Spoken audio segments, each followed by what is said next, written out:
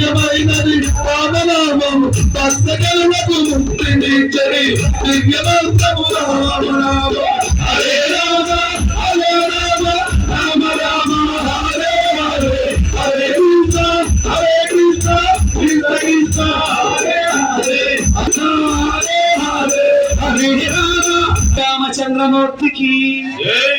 ఈ విధంగానట ఆ రాముల వారు భద్రాచలము విడిచి చక్కగా మన యలమల కుదురులో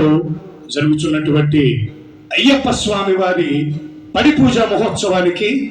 ఆ శ్రీరామచంద్రమూర్తి సీతారామ లక్ష్మణ ఆంజనేయ స్వామి వారి సమేతముగా బయలుదేరి ఆ కోదండ